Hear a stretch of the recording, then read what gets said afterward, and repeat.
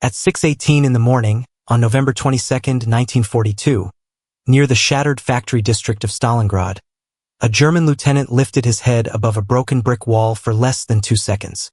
The city around him was not awake in any normal sense. Stalingrad had stopped being a city months earlier. It breathed smoke. It held heat in basement fires and cold in the iron ribs of ruined workshops. Snow had begun to settle into the cracks of the masonry, not enough to soften anything, only enough to make the rubble look pale and dead. Somewhere behind the German line, an engine coughed and died. Farther away, artillery thudded with the tired rhythm of men who had been firing for too long to care about the sound. The lieutenant was trying to move a small group across a street that no longer looked like a street. It was a gap between ruins, 30 or 40 meters wide, crossed by twisted tram rails and the black skeleton of a burned truck. A map said there had once been a workers' housing block on the other side. The map was still folded in his coat. But the map had become an insult. Nothing on paper explained the city anymore. He raised one gloved hand. Not high, not theatrically, just enough for the men behind him to see. That was enough. The rifle shot came from somewhere forward and above, though no one could agree afterward exactly where. It was not the crashing sound of a machine gun. It was not the ripping burst of a submachine gun from a cellar. It was one hard crack, swallowed almost immediately by smoke and distance. The lieutenant's hand dropped first. Then the rest of him. For a moment nobody moved. The men behind the wall did not understand what had happened, because understanding would have required certainty, and there was none. No muzzle flash, no shouted order, no second shot. Just a body where an officer had been. A sergeant reached for him, then stopped. Not because he lacked courage. Because he understood something in that instant that the reports had not made real. The street was being watched. That was the first rule of sniper fear. It did not begin with the bullet. It began with the thought that someone had already measured the space where your head might appear. German soldiers on the Eastern Front had learned to fear many things. They feared Soviet artillery when it opened without warning and walked across a trench line in heavy steps. They feared T-34s appearing through mist. They feared winter, mud, partisans, mines, close combat in basements, and the endless distances that swallowed supply columns. But the sniper brought a different kind of fear. Artillery killed in numbers. Tanks announced themselves. Machine guns revealed positions by doing what machine guns did.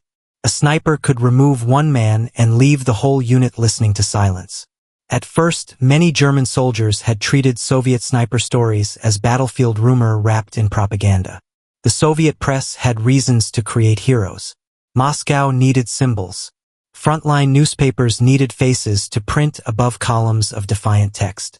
A peasant marksman, a factory worker, a sailor with a rifle, a young woman credited with impossible patience. These stories served a purpose. They told soldiers that the invader could be hunted. They told civilians that the Red Army was not only resisting, but learning. To German officers, much of it sounded familiar. Every army made myths. Every army inflated victories. Every desperate front produced legends. But Stalingrad had a way of testing belief. The Germans had entered the Soviet Union expecting a campaign of movement. Encirclements, breakthroughs, divisions rolling across maps. By the autumn of 1942, they were fighting for stairwells, drainage pipes, factory halls, and cellars where men killed each other across the width of a room. Visibility shrank. Command shrank with it. A captain who stood to point could vanish. A machine gun leader who exposed himself to correct a field of fire might never finish the gesture. A radio operator who crawled too far from cover could be left lying beside the wire he had been repairing. At first, each death could be explained. Bad luck, random fire, a concealed rifleman, an isolated marksman. Then the pattern began. Officers were hit when they signaled. Observers were hit when they raised binoculars. Machine gun crews were hit when they shifted position.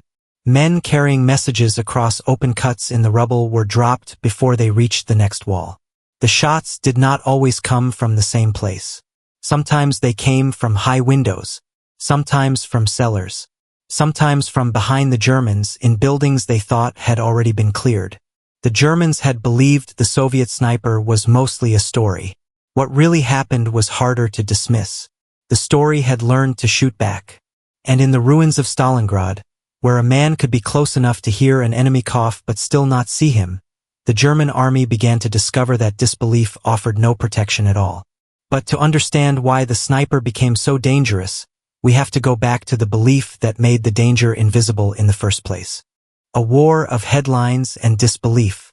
Before the German soldier feared the hidden rifle, he had reasons not to believe in it. War was already full of lies by 1942. Not small lies only, not the kind a frightened man tells to make himself look steady, but organized lies, printed lies, broadcast lies, lies marching under flags and stamped onto reports. Every army shaped the truth for its own people. Every government turned endurance into language. Losses became withdrawals. Failed attacks became probes. Survivors became proof of destiny. The Soviet Union understood this as well as anyone. Its newspapers needed heroes, and the Eastern Front produced them with a terrible urgency. Factories had been overrun.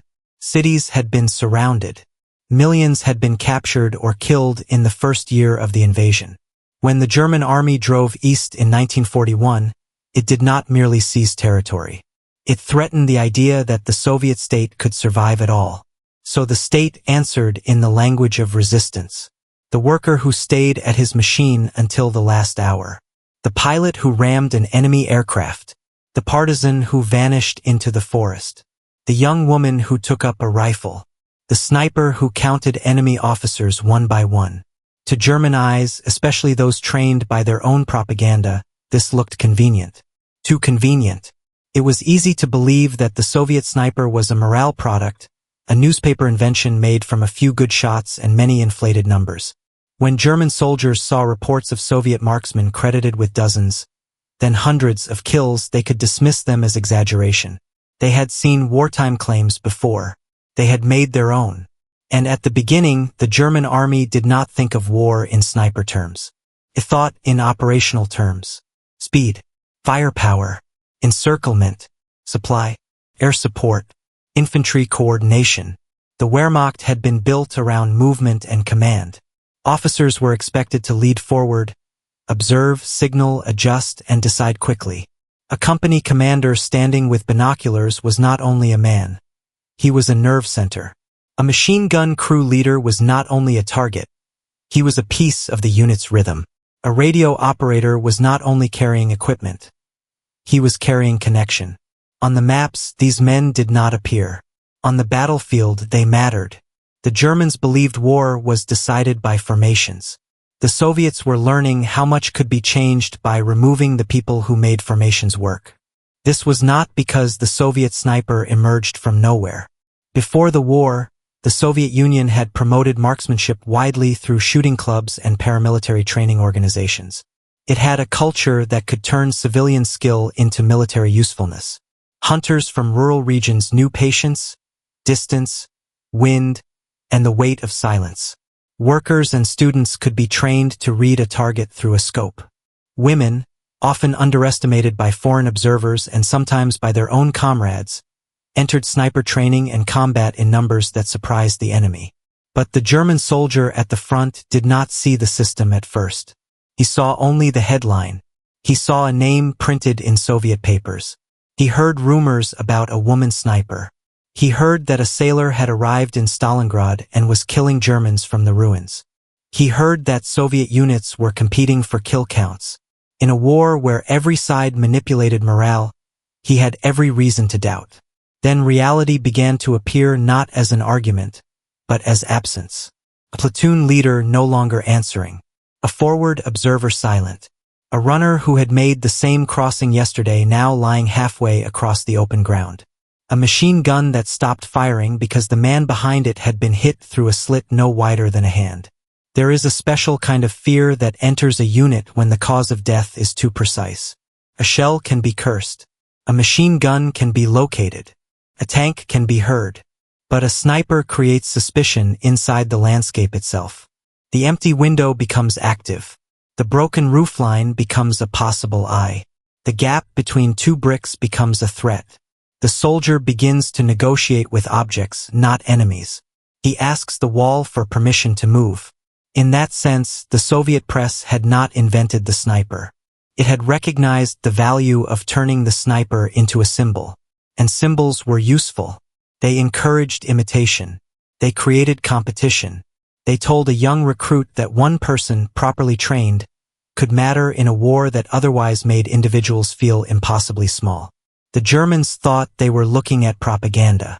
What they did not understand was that propaganda, in war, is most dangerous when it attaches itself to something real. And the Eastern Front was creating the conditions where that reality could grow. Because this was not France in 1940. It was not a campaign of neat roads and rapid columns. It was a front of mud, snow, forests, ravines, ruins, shattered factories, and cities where every broken wall could hide a patient enemy. The German army had brought a doctrine of movement into a battlefield that increasingly rewarded stillness. And stillness, in the hands of a sniper, was not weakness. It was preparation. The battlefield that made men visible. The Eastern Front was too large for the human mind to hold. On a map, it stretched from the Baltic to the Black Sea, across forests, rivers, fields, villages, marshland, industrial cities, and open steppe. German officers drew arrows across it in grease pencil. Soviet commanders marked defensive lines, rail junctions, bridges, and supply routes. Armies moved as blocks. Divisions became symbols. Hundreds of thousands of men could be reduced to a line and a date. But for the soldier, the front was never that large. It was the next doorway, the next field, the next snowbank, the next ruined floor above him. A sniper lived inside that smaller world. He did not need to understand the entire campaign. He needed to understand where a man would appear when fear, habit, or duty forced him to move. He needed to know where officers liked to stand, where a machine gun crew would shift after firing, where a messenger would cut across open ground because the longer route took too much time, where a German soldier, exhausted and cold, might forget for 1 second that the empty city was not empty. The Eastern Front made men visible in ways they did not expect. Snow did it. Snow flattened the world and turned dark uniforms into moving marks, preserved footprints. It betrayed crawling men by the path they left behind. It reflected light into rifle scopes and made breath visible in the air. A soldier who thought he was hidden behind a low rise might be outlined by the pale ground behind him. Mud did it differently. Mud slowed movement. It forced men onto roads, tracks, drier edges, predictable routes. It held wheels, trapped boots, and made every crossing longer. A man under sniper observation did not simply run through mud. He fought it, and fighting it made him readable. Ruins were worse. In a city like Stalingrad, the destruction did not remove cover. It multiplied it. A standing building had windows. A ruined building had holes. A factory floor had beams, machinery, pits, stairwells, vents, pipework, broken walls, collapsed roofs, and shadows that changed with smoke and firelight. A sniper could fire from a position that did not look like a position. A hole in brick. A gap under twisted metal. Corner behind debris. A space where nobody wanted to look because nothing human seemed able to fit there. The Germans had officers trained to read terrain. But Stalingrad was not terrain in the ordinary sense. It was wreckage with memory. Yesterday's safe route became today's killing ground. A building cleared in the morning could be infiltrated by night. A position that looked abandoned might contain a scout watching through a crack no wider than 2 fingers. The Soviet sniper did not create this environment. He adapted to it. That adaptation mattered because armies depend on visible behavior. Men must signal. Leaders must expose themselves. Weapons crews must adjust. Observers must look. Engineers must crawl forward. Stretcher bearers must reach the wounded. Command does not happen invisibly, not at the front edge of battle. Someone must lift his head. The sniper waited for that necessity. The rifle most closely associated with Soviet snipers was often a Mosin nagant fitted with a scope, though other weapons appeared as well. It was not elegant in the way collectors later imagine weapons to be. It was wood, steel, cold metal, a bolt worked by stiff fingers, a scope that could fog, a barrel that had to be protected from grit and ice. The weapon did not make the sniper. It only extended him. The real instrument was patience. Patience under shellfire. Patience while hungry. Patience while lying in filth. Patience while the body begged to shift weight from one elbow to the other. Patience while a German soldier moved through the scope and was not yet the right target. That last part mattered. A poor sniper shot at movement. A good sniper waited for meaning. An officer with binoculars. A man carrying a map case. A soldier shouting orders. A machine gunner whose crew looked to him before shifting fire. A radio operator unspooling wire. A forward observer watching for fall of shot. The Germans were not wrong to think the Soviet press exaggerated. The problem was that exaggeration did not cancel the tactical reality underneath it. Even if a kill count was inflated, even if a story was polished, even if a legend grew larger than the man or woman behind it, the battlefield fact remained. German units were being forced to behave differently because they were being watched differently. A sniper's value could not be measured only by bodies. Sometimes his effect was a platoon staying down 5 minutes longer than planned. A machine gun not repositioning. A commander sending a runner around the long way. A group waiting for smoke before crossing an alley. An attack losing momentum because nobody wanted to be first through a gap. In war, minutes are not empty. They decide whether reinforcements arrive, whether artillery adjusts, whether a wounded man bleeds out, whether fear settles into the unit before the next order comes. The Germans had come to the Soviet Union believing in speed. The sniper's battlefield taught slowness. And soon, the people who understood that slowness best were not generals in warm rooms, but ordinary men and women lying against frozen ground, learning how to disappear. The ordinary people behind the scope. Vasily Zaitsev did not begin the war as a statue. That matters because statues are too clean for the Eastern Front. They have no hunger in them, no mud under the nails, no doubt, no smell of damp wool and cordite. They stand in public squares after the shouting is over, when the dead have been counted as far as anyone can count them, and the living have learned which memories can be spoken aloud. Zaitsev came from the wide spaces of the Urals, where hunting and distance were not abstractions. Before Stalingrad made his name useful to newspapers, he was a man with eyes trained by landscape and patience trained by necessity. He served in the Soviet Navy before finding his way into the infantry furnace of Stalingrad. That path alone tells us something about the war. Men were moved, reassigned, thrown into roles that would have seemed unlikely in peacetime. A sailor could become a sniper in a city hundreds of miles from any ocean. Lyudmila Pavlichenko's path was different, but equally important. She was young, educated, trained in marksmanship, and determined to fight in a role many would not have expected a woman to fill. At Odessa and Sevastopol, she became one of the most famous Soviet snipers of the war. Later, when she traveled abroad, she became a symbol as much as a soldier. But before the speeches, before the fame, there was the front. The heat, the dust, the waiting, the knowledge that every shot revealed something of yourself as well. The Soviet sniper program drew from people who, in another life, might have remained students, hunters, clerks, workers, sailors, farm boys, factory girls. War did not make them extraordinary in a romantic sense. It narrowed their world until one skill became urgent. The German soldier often encountered them only as rumor. A woman somewhere across the line. A Siberian hunter. A sailor in the ruins. A man who never missed. A team that let one soldier pass and killed the officer behind him. Rumor made them larger. The truth made them more unsettling. They were not always supernaturally calm. They were cold. They were afraid. Their muscles cramped. Their mouths dried out. Their eyes burned from dust and smoke. The scope could show a face too clearly. The target was not always a shape. Sometimes it was a young man with a scarf around his neck. Sometimes it was an officer trying to do his duty. Sometimes it was someone who had just made the mistake of being necessary. A sniper had to live with that. The Soviet state celebrated snipers because it needed examples of personal agency inside industrial slaughter. In a war of tanks, artillery, aircraft, and mass death, the sniper restored the idea that one person could still influence events. That idea was powerful. It was also useful. Snipers could be held up as proof that discipline and courage produced results. Their stories could be printed, repeated, taught, imitated. But at the front, imitation was not simple. A recruit could be given a rifle and a scope.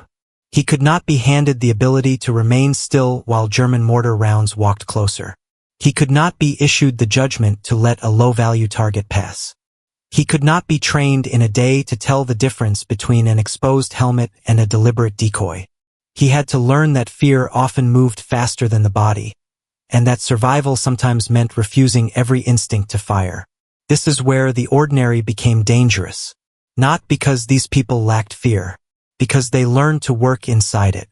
The Germans had an image of the Soviet soldier shaped by ideology and early victory.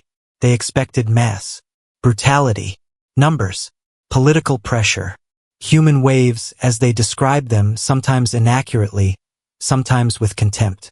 What they were slower to recognize was the Red Army's capacity to learn from disaster, to improvise, to absorb terrible losses and still refine small methods of killing and survival.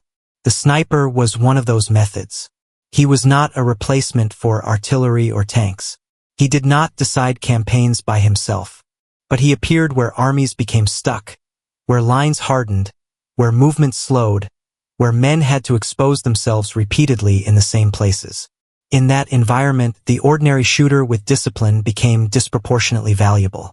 A sniper team could study a German position for hours, not just where the Germans were, but how they behaved, who smoked, who gave orders, who moved confidently, who was new, who was careful, who was careless, where the sentry looked every few minutes, which window a machine gunner preferred, which officer believed he was hidden behind a beam that did not quite cover him.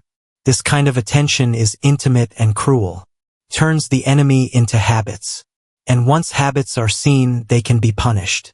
The Germans thought Soviet sniper stories were propaganda because propaganda was loud. But the sniper's work was quiet. It did not announce itself in speeches.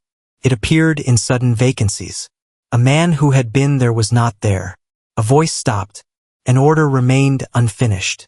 That was the point where disbelief began to weaken. Not in headquarters. In the front line. Among men who had to decide whether to lift their heads. One rifle could slow a company. On paper, the idea looked almost too small to matter. One rifle. One scope. One shooter. Perhaps one observer beside him. Watching with field glasses, whispering distances, noting movement, guarding the blind side.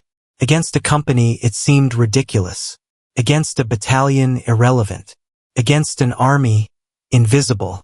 But war is not fought only at the scale of armies. It is fought at the scale of actions men must perform under pressure. A soldier must cross a street. An officer must look around a corner. A machine gun crew must shift 10 meters to cover a doorway. An engineer must crawl forward with wire cutters. A runner must carry a message because the field telephone line has been cut again. The sniper enters those moments. He does not need to stop the whole German army. He needs to make the next necessary action feel impossible. In Stalingrad, that logic became terrifyingly practical. The city provided more hiding places than any training ground could imitate.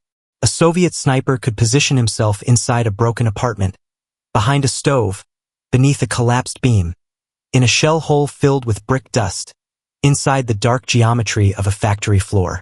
He might fire once and move, or he might remain in place so long that the Germans convinced themselves he had gone. The best sniper was not simply a good marksman. He was a reader of behavior. He knew that officers often looked where their men were about to go. He knew that a German soldier carrying a radio mattered more than a man carrying only a rifle. He knew that machine gun crews had rhythms. Fire, pause, adjust, shift ammunition, look for the next target. He knew that a stretcher party created a moral trap. If he fired at one man, others might come. If he waited, the wounded man's cries could draw movement. Not every sniper took such shots. Not every account agrees on what was done. But the battlefield created choices that did not belong in clean moral language. This is why sniper war is so difficult to narrate honestly. It is easy to make it glamorous. A hidden shooter, perfect shot, a feared enemy, a name added to a tally. But the truth was more severe. Sniper warfare turned patience into pressure and pressure into paralysis. It made men calculate ordinary movements as if they were crossing minefields. It forced leaders to choose between speed and exposure. It made hesitation contagious. A German platoon pinned behind a wall by machine gun fire knew what opposed it. A platoon held by a sniper knew almost nothing. Was there one? Two? Was the shot from the upper floor or the basement? Was the man still there? Was the helmet lying in the street a dead soldier or bait? Could smoke cover the crossing? Or would smoke merely announce the movement? Uncertainty became part of the weapon. Soviet snipers often worked with observers, and in some cases, teams coordinated fields of fire. The exact methods varied by place and unit, but the principle was clear enough. One shooter could watch what another could not. One could draw attention while another waited.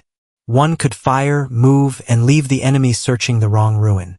In the wreckage of Stalingrad, even a crude version of that system could make a small patch of ground costly.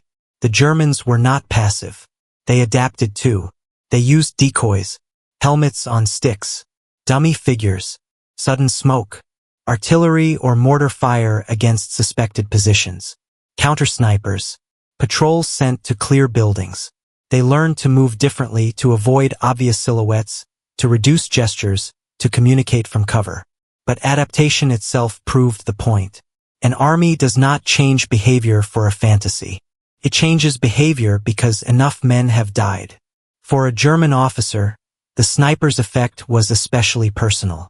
Leadership at the front required visibility. A commander had to see and be seen. He had to reassure men, direct fire, read the ground, make decisions quickly. But the sniper punished precisely those acts. The officer who led from the front risked being selected. The officer who stayed hidden risked losing control. That was the trap. The Germans had believed Soviet snipers were inflated by propaganda. The battlefield began to show that even if the newspapers polished the story, the tactical problem was real. One rifle could not destroy a company, but it could slow one. And in Stalingrad, where every hour mattered and every meter was contested, slowing a company could be enough to change the shape of a fight. Then came the test that made the lesson impossible to ignore. A city of factories, smoke, stairwells, and dead ground, where the sniper was no longer an isolated marksman but part of the city's nervous system. Stalingrad becomes a rifle range. By late 1942, Stalingrad was no longer a place armies entered. It was a place that consumed them in pieces. Men fought for rooms that had no roofs, for staircases that ended in open air, for factory halls where machines stood like dead animals under dust and broken glass. The Volga behind the Soviet defenders was a lifeline and a threat. Supplies crossed under fire. Wounded men waited near the riverbank. Reinforcements arrived knowing that many would not survive the day. Inside the city, distance changed meaning. 100 meters could be an open killing ground. 10 meters could be too far to cross. A wall might protect a man from artillery fragments and still leave him visible through a crack. Smoke concealed movement until the wind shifted. Firelight betrayed silhouettes. Snow made everything quieter and more exposed at the same time. The sniper belonged to this broken geometry. German soldiers moving through Stalingrad faced every kind of violence. Shells fell without pattern. Grenades rolled down stairwells. Submachine guns fired from cellars. Mines waited under debris. Men fought hand to hand in rooms so small that the dead could not be avoided. Yet the sniper added a layer of fear that was almost administrative in its precision. He selected. A German machine gun team set up behind rubble, confident that the position covered a Soviet approach. The gunner leaned into the weapon. The assistant passed ammunition. The leader lifted his head to check the line of fire. One shot. The team still had the gun, still had ammunition, still had men. But the person giving the team direction was gone. A forward observer raised binoculars from a gap in the masonry. He needed only a few seconds to correct fire. He was given one. A runner moved from one building to another with orders folded under his tunic. He waited for artillery noise, then sprinted. The sniper did not fire when he began running. He fired when the man reached the predictable slowing point, where debris forced him to step over twisted metal. This was not magic. It was observation. Vasily Zaitsev became the name most associated with this world, and Soviet accounts credited him with a large number of kills during the battle. His fame was real. His skill was real. But the more important story is not that one man became famous. It is that Stalingrad turned sniper warfare into a language many soldiers learned to speak. Zaitsev reportedly trained others, sharing methods born from the city itself. Watch the exits. Study habits. Do not fire too soon. Change position when necessary. Use rubble not merely as cover but as deception. Think like the man you are hunting, but do not let him make you impatient. Patience was the hard part. A sniper might lie for hours in a position that became physically punishing long before it became tactically useful. Cold worked into the hands. Dust dried the throat.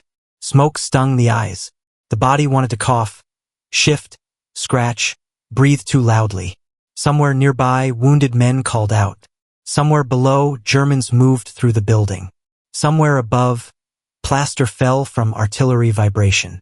The sniper had to remain smaller than all of it. German soldiers could sense the effect even when they could not see the cause. Their movements became compressed. A man no longer crossed an opening upright unless ordered. Officers learned to gesture less. Helmets appeared on sticks. Men fired into empty windows because emptiness itself seemed hostile. Every ruin had to be negotiated. The psychological effect spread faster than the kill count. A sniper did not need to hit every time. He needed to make men believe that any exposure might be the one he had been waiting for. Once that belief entered the unit, it stayed. Even after the sniper moved, the fear remained in the wall. This is where the German dismissal began to fail. A soldier could ignore a Soviet newspaper. He could mock a headline. He could laugh at numbers that seemed impossible. But he could not ignore the captain lying beside him with a hole through his face. He could not ignore the fact that the same corner had taken 3 men in one morning. He could not ignore the silence after a single shot. In Stalingrad, Soviet sniper warfare became both battlefield practice and morale theater. The two fed each other. Successes at the front became stories. Stories encouraged more snipers. More snipers created more incidents. More incidents forced German adaptation. German adaptation confirmed that the threat had become real. There was still exaggeration. There was still myth-making. There were still stories that grew in the telling, including some whose details historians continue to question. But beneath the legend was a hard battlefield fact. German officers were changing how they moved, and some were not moving again. The city had turned one rifle into a question every man had to answer before raising his head. The next part of the story was not about whether the sniper existed. It was about what happened when he began choosing the men who held German units together. Officers started vanishing. A frontline unit can survive death if death feels distributed. Men understand artillery in a certain way. They may fear it, hate it, curse it, but they know its cruelty is broad. A shell lands where it lands. A fragment chooses without thought.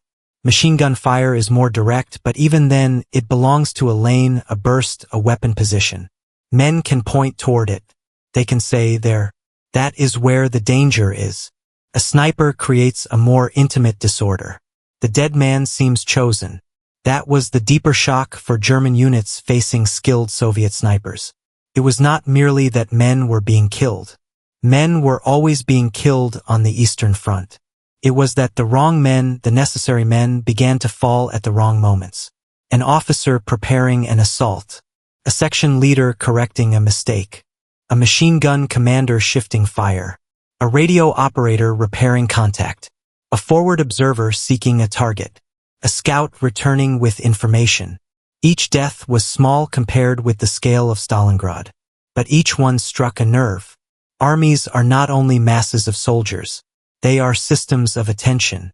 Someone sees. Someone decides. Someone communicates. Someone adjusts. Someone reassures the frightened private that the next movement is possible. The sniper attacks that system. He does not have to destroy the whole body. He touches the nerve. For German soldiers, this changed the atmosphere around leadership. A good officer was supposed to be visible enough to command. Too much caution could look like fear. Too much exposure could become death. Men watched their leaders not only for orders but for clues about survival. If the officer crawled, they crawled. If he hesitated at a gap, they hesitated longer. If he was killed while pointing forward, the gesture itself became dangerous. This kind of fear does not stay neatly contained. It spreads into routine. A man carrying water moves differently. A soldier lighting a cigarette cups the flame lower. A sentry no longer stands where the last sentry stood. A messenger chooses a longer route and arrives late. A machine gunner fires from deeper shadow and sees less. An officer gives orders from behind cover and loses sight of the ground. The sniper's bullet is physical. Its echo is behavioral. This is why kill counts alone can mislead. A sniper credited with dozens or hundreds of kills may become a headline, but the battlefield effect includes men who were never shot. Men delayed. Men who ducked too early. Men who did not cross. Men who waited for smoke. Men who abandoned a useful position because the risk felt too precise. The Germans began to use countermeasures. They placed helmets on sticks, hoping to draw fire. They fired into suspected windows. They sent patrols into ruins. They brought up their own marksmen. They tried to read the same battlefield in reverse. But counter-sniper work was slow and dangerous. The shooter who fired once might have moved before anyone located him. The glint that looked like a scope might be glass. The opening that seemed perfect might be empty. And sometimes the attempt to find the sniper gave him exactly what he wanted. Movement, exposure, impatience. The Soviet sniper did not always need to win a duel. Sometimes he only needed the Germans to believe there was a duel. That belief changed the tempo of combat. Stalingrad was already a battle of delay and attrition. The German army needed to keep pressure on Soviet positions, to break the defenders before the larger strategic situation closed around them. Every hesitation mattered. Every street held too long mattered. Every officer lost in a company already worn down by rubble fighting mattered. The sniper did not encircle the Sixth Army. He did not replace Soviet artillery, infantry, logistics, or the operational counteroffensives that transformed the battle. But inside the city, in the daily contest for yards, the sniper became part of the pressure that made German control fragile. A single shot could interrupt an order. An interrupted order could slow a movement. A slowed movement could leave men exposed to artillery. Artillery could force a withdrawal. A withdrawal could leave a building contested for another day. War at the front often turns on chains that look too small from headquarters. The Germans had believed that Soviet sniper stories were inflated for morale. What they began to encounter was not a clean legend, but a pattern of practical disruption. The officer who looked too long. The observer who raised his glasses. The gunner who adjusted his position. The man who believed that a ruined window was empty because it had been empty yesterday. What really happened was not that snipers became invincible. They became useful in exactly the places where German confidence had narrowed. And the more the Germans adjusted, the more they confirmed the sniper's place in the battle. Then came the colder question. If one rifle could change movement, how much could one bullet cost? One bullet, many consequences. A rifle cartridge is a small object. Can be held between two fingers. Fits in a pocket. It has none of the visual authority of an artillery shell, none of the industrial menace of a tank, none of the vast logistical weight of a bomber formation. In a war of factories and railroads, a cartridge seems almost minor. But war is not measured only by size. It is measured by effect. One bullet, fired at the right second, could remove a man whose value was not visible in his uniform alone. A lieutenant might represent command continuity. A radio operator might represent connection to artillery. A machine gun leader might represent the difference between controlled fire and panic fire. A forward observer might represent an entire battery's ability to see. The sniper's mathematics were not simple arithmetic. One shot did not equal one casualty. Sometimes one shot equaled delay, confusion, exposure, silence on a radio net, or a change in route that placed men under another weapon. Imagine a German squad needing to cross a street in Stalingrad. Without sniper fire, the crossing might take seconds. Dangerous seconds, but seconds. Men run one by one, crouched low, boots slipping on brick dust, weapons held tight. An officer signals from cover. A machine gun fires to suppress the opposite side. The unit reforms beyond the gap. Now add one accurate rifleman watching the crossing. The first man makes it. The second makes it. The officer begins to believe the danger is elsewhere. He leans out to hurry the others. The shot comes. Now the crossing is no longer a crossing. It is a problem. The men behind cover argue without speaking. Someone must retrieve the officer or confirm he is dead. Someone must take command. The machine gun continues firing. But at what? Smoke is requested. A runner goes back. The street remains uncrossed. Minutes pass. Those minutes are the sniper's second target. On a battlefield like Stalingrad, time had weight. A delay could keep German troops from consolidating before a Soviet counterattack. It could prevent a machine gun from supporting another group. Could leave wounded men unattended. It could slow communication long enough for an order to arrive too late. The sniper did not need to win the war in one shot. He needed to make the enemy spend time he did not have. This was the economy of precision. A scoped rifle, ammunition, training, and nerve could force disproportionate caution from a much larger force. That did not make snipers magical. They were vulnerable.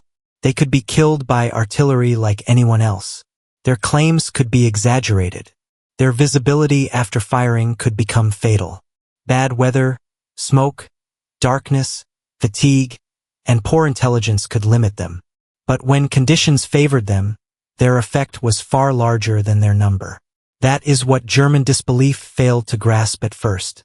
Propaganda debates focused on whether a named Soviet sniper had killed exactly the number claimed. But the battlefield did not require perfect numbers to prove the point. Even a lower number, if concentrated among officers and specialists, could matter.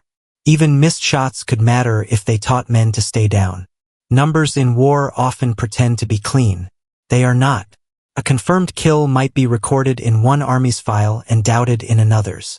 A body might be unreachable. A shot might wound rather than kill. A dead officer might be counted in a general casualty report with no note that a sniper caused it. A propaganda office might polish a figure because the story needed a hero. A veteran might remember the fear more clearly than the facts. So the honest question is not only, how many did they kill? It is, what did their presence make the enemy do? The answer appears in behavior. German countermeasures. Greater caution around exposed positions. Fear of windows and roof lines. Use of decoys. Increased attention to counter-sniper tactics. The adjustment itself is evidence. An army does not waste time adapting to a ghost unless the ghost has drawn blood. The Soviet Union understood this. It used sniper success as a morale force, but it also invested in training, recognition, and replication. A famous sniper could become a teacher. A teacher could produce more snipers.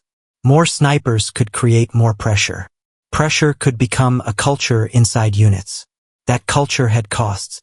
It encouraged tallies, and tallies can become dangerous. A soldier who counts kills may be pushed toward risk.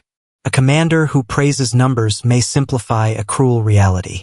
A state that needs heroes may smooth away fear, doubt, error, and grief. Behind every official figure were bodies, and behind every body was a war that had reduced a person to a mark in a scope. Still, the battlefield logic remained. The Germans believed the sniper stories were propaganda because the stories were shaped like propaganda. What really happened was that the underlying method worked often enough to change how men survived. And survival, for the sniper as much as the target, came at a price that no newspaper column could honestly carry. The shooter also pays. There is a temptation, when telling sniper stories, to let the scope narrow the world too much. The target appears. The breath slows. The finger tightens. The shot lands. The tally grows. That version is too clean. A sniper's war was not clean. It was cold, filthy, cramped, and morally exhausting. It required a person to watch another person closely enough to kill him deliberately. Not from the anonymity of artillery. Not from the distance of a bomber. Through glass. Through magnification. Through waiting. The sniper saw things other soldiers might not see. A man rubbing his hands for warmth. A soldier bending to adjust a boot. An officer speaking to someone just outside the scope's field. A wounded man trying to crawl. A face appearing briefly behind a wall. Not heroic. Not monstrous. Only tired. Then the sniper had to decide. Not every target was worth revealing a position. Not every movement justified a shot. Patience meant allowing men to live because a more important target might appear. It also meant watching suffering without moving. The battlefield demanded calculations that no human being was built to make without damage. Soviet snipers were celebrated, but celebration did not protect them. Once a sniper fired, he risked discovery. German artillery could answer a suspected position with shells. Mortars could break a room apart. Patrols could infiltrate. Counter-snipers could wait for the same small mistakes. A glint of glass. A disturbed patch of snow. A muzzle hole too regular to be natural. A body position held too long. The sniper hunted. The sniper was hunted. Vasily Zaitsev was wounded at Stalingrad, with later accounts describing serious injury to his eyes. That detail, whether told in medical language or memoir language, carries a grim symmetry. The man whose war depended on sight nearly lost it. His fame survived. His body paid. Others paid without fame. Many Soviet snipers disappeared into casualty lists, unit records, or silence. Some were killed before they became names. Some trained hard and died early. Some survived with memories they did not turn into speeches. Women snipers faced not only combat danger but the burden of proving themselves in a military culture that could praise them publicly and still underestimate them privately. On the German side, the human cost is equally necessary to remember. The officers who fell were not abstractions created for a Soviet tally.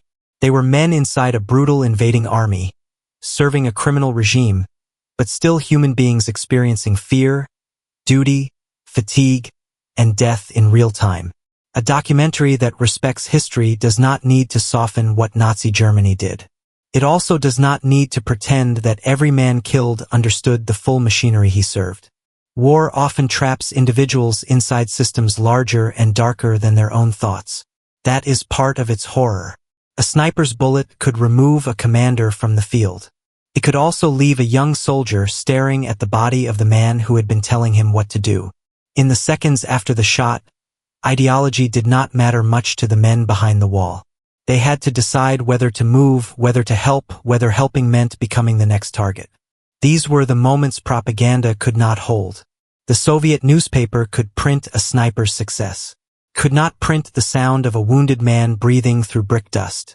It could not print the smell of a basement where men had waited too long without water. It could not print the way a shooter's hands might shake after leaving a position, not from fear during the shot, but from the delayed return of the body to itself. The Germans had believed sniper stories were morale theater. What really happened was more human and more severe. Soviet snipers became part of the killing system of the Eastern Front, but they were also consumed by that system. They were praised for patience in a war that punished the patient and reckless alike. They became symbols because symbols were needed, while the people behind them carried the weight privately.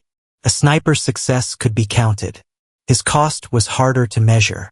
And when official recognition finally came, it often arrived wearing the clean uniform of the state, far removed from the ruin where the shot had been fired. Heroes, headlines, and useful legends. Recognition in wartime rarely arrives untouched.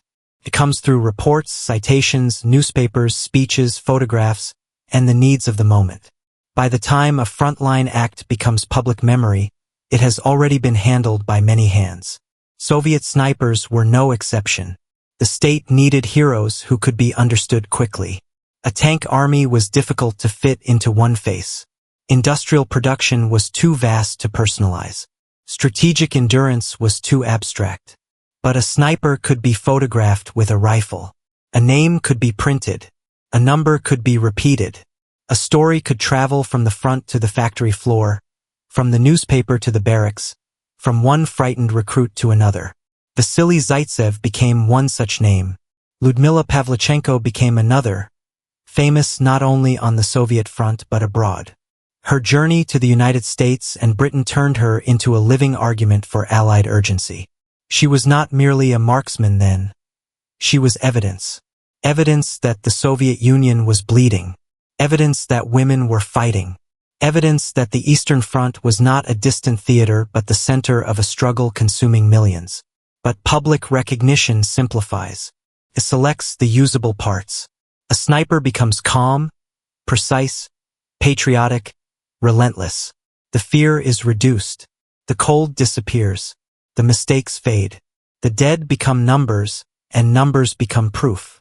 The state does not always lie when it does this. Sometimes it tells the truth in a way that removes everything inconvenient around it. That is why the famous stories must be handled carefully. The alleged sniper duel in Stalingrad, often associated with Zaitsev and a German master sniper, has become one of the most repeated episodes in popular memory. It has drama, symmetry, suspense. Two hidden men hunting each other through ruins. It feels almost made for cinema. But historians have questioned details, including the identity and even existence of the German opponent as later described. The story may contain truth, exaggeration, invention, or some mixture of all three. Verify, for Warfront Archive, that uncertainty is not a weakness. It is the point. The Germans thought Soviet snipers were propaganda. Some Soviet sniper stories were indeed shaped by propaganda. But the mistake is assuming that propaganda means nothing real stood behind them. The real sniper war does not depend on one perfect duel. It does not require every number to be exact. It does not need every headline to be pure. The reality was visible in German caution, Soviet training, battlefield adaptation, and the repeated disappearance of men whose roles mattered. Recognition also came unevenly. Some snipers were celebrated during the war. Some were honored later. Some remained footnotes. Some were remembered only by comrades. Others became legends so large that the person beneath became difficult to recover. A woman like Pavlichenko could be praised as Lady Death by foreign media, a phrase that made her memorable, but also flattened her into something almost inhuman. The real person had studied, trained, fought, suffered wounds and loss, and carried herself through rooms where people wanted a symbol more than a complicated human being. There is a quiet cruelty in fame during war. It asks the survivor to represent the dead. The German army also learned, though its recognition appeared differently. Not in celebratory profiles, but in caution, countermeasures, tactical notes, and the behavior of men who had become convinced that Soviet snipers were not merely a morale invention. The German response was its own admission. Helmets raised on sticks, suspicious fire into windows, increased use of cover, counter-sniper attention. These were not gestures made against newspaper myths. They were practical answers to practical danger. By 1943, the sniper had secured a place in the Eastern Front's mental landscape. He was no longer only a figure in Soviet print. He was a possibility in every ruin. The Germans had believed the stories were exaggerated. What really happened was that the exaggeration and the reality fused into something more powerful than either one alone. A sniper who killed became a story. A story created fear. Fear changed behavior. Changed behavior created opportunities for more snipers. The loop fed itself. And long after the battle moved west, after Stalingrad became memory and symbol, the sniper remained as one of the war's most unsettling lessons. Sometimes the smallest visible weapon can produce the largest invisible effect. The sniper as battlefield psychology. The legacy of Soviet snipers cannot be measured only by rifles, scopes, or confirmed kills. It belongs to psychology. The sniper changed the emotional weather of the front. His presence made soldiers look differently at space. A road was no longer only a road. It was a line of exposure. A window was no longer empty because no one could be seen inside it. A snowbank was no longer harmless because it had no movement. A corpse in the open might be a tragedy or bait or both. This transformation of ordinary objects into threats is one of the sniper's deepest effects. Modern armies train against it.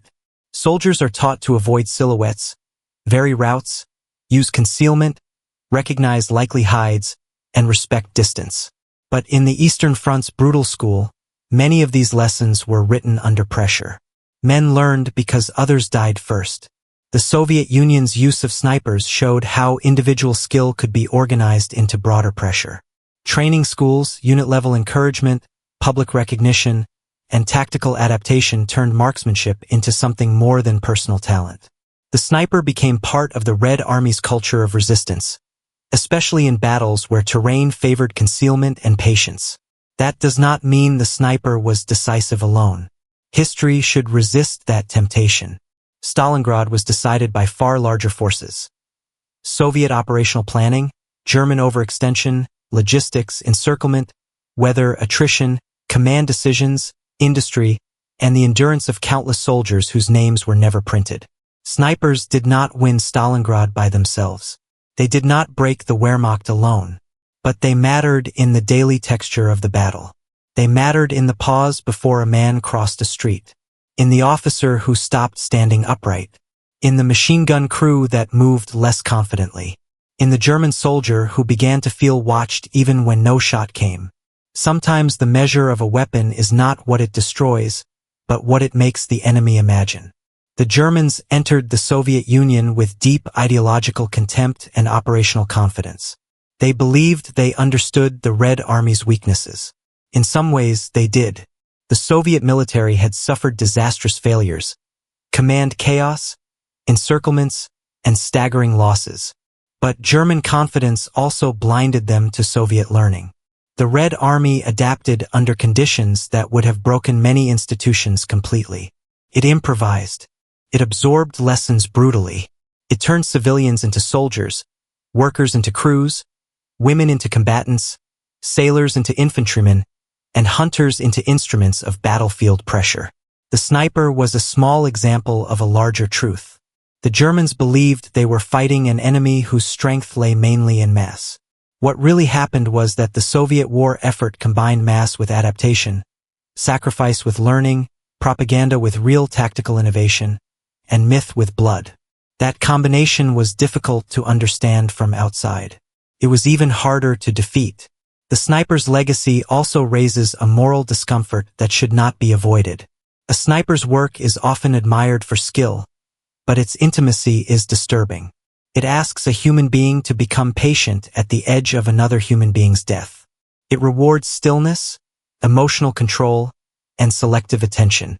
It turns the battlefield into a place where seeing clearly means acting lethally. This is why sniper stories linger. They are not only about marksmanship. They are about the tension between individuality and mass war. In the Second World War, millions died in ways that made individual agency seem almost meaningless. Artillery barrages, bombing raids, encirclements, starvation, disease, industrial killing. These forces dwarfed the single person. Yet the sniper story insists that one person still mattered, sometimes terribly. One person could wait. One person could aim. One person could change what others dared to do. That idea is compelling. It is also frightening. And perhaps that is why the Germans first preferred to call it propaganda. Propaganda can be dismissed. A myth can be laughed at. A newspaper hero can be mocked. But a watch street cannot be mocked. A fallen officer cannot be argued back to life. The sniper's true legacy was not the legend of perfect shots in ruined cities. It was the lesson that war punishes contempt. The enemy you reduce to a caricature may be learning while you laugh. The soldier you dismiss as a symbol may be studying your habits. The battlefield you believe you understand may be watching you from a place you never thought to check. By the time that lesson becomes clear, it is usually already too late for someone. And in Stalingrad, too late often arrived as one shot and then silence. The silence after the shot. Return to the street. The broken wall. The frost in the cracks. The officer lifting one gloved hand because men needed to move and someone had to give the signal. The rifle shot that seemed too small for the amount of fear it created. War often remembers noise. The thunder of artillery. Engines straining in mud. Bombers overhead. Tracks grinding over stone. Men shouting through smoke. Radios breaking into static. Stalingrad had all of that. It had noise enough for a century. But some of its most frightening moments were quiet. A man looked up. A shot cracked. Then everyone listened. That silence was the sniper's territory. It forced each survivor to imagine the unseen. It made the city larger and smaller at once. Larger because danger could be anywhere, smaller because a man's world shrank to the next patch of cover. In that silence, German disbelief failed. Not all at once. Not in a clean admission. Armies rarely confess fear directly. They show it by changing procedure, by crawling where they once walked, by raising helmets on sticks, by firing into empty windows, by ordering men to stop exposing themselves. The Germans had believed Soviet snipers were propaganda. And yes, there was propaganda. There were headlines, symbols, useful legends, polished stories, numbers that deserve caution, and episodes that later memory made sharper than the documents can fully support. The Soviet state knew the power of a sniper hero and used it. But what really happened was not invented. In the rubble, Soviet snipers learned how to make patience tactical. They learned where German officers stood, how machine gun crews behaved, where observers exposed themselves, how fear altered movement. They turned ruins into hides, snow into contrast, silence into pressure. They did not win the war alone. They were not invincible. They were cold, frightened, wounded, hunted, and mortal. But they were real, and that reality mattered. It mattered to the German soldier who no longer trusted an empty window. It mattered to the officer who crouched lower before giving an order. It mattered to the machine gun crew that changed position before it was ready. It mattered to the Soviet recruit who heard that someone like him or someone like her had made the enemy hesitate. In a war of millions, hesitation seems small. At the front, it can be everything. The sniper's story endures because it sits at the uncomfortable intersection of myth and truth. The myth made the sniper larger. The truth made him dangerous. The myth gave people a name to remember. The truth left men dead in streets where no one had seen the shooter. They believed the stories were propaganda. But what really happened was more unsettling. Ordinary people, trained by war and hardened by necessity, learned to disappear into the battlefield. And from that hidden place, they made an army look twice before moving. One officer at a time. One street at a time. One silence after another. If you watch this from beginning to end, write in the comments where you are watching from. And if someone in your family served during the war on any front and in any uniform, you are welcome to share their story below. War is often remembered through generals and maps, but it was carried by ordinary people in impossible places. Subscribe to Warfront Archive for more documentary stories about what they believed, what really happened, and the forgotten moments where history turned quietly.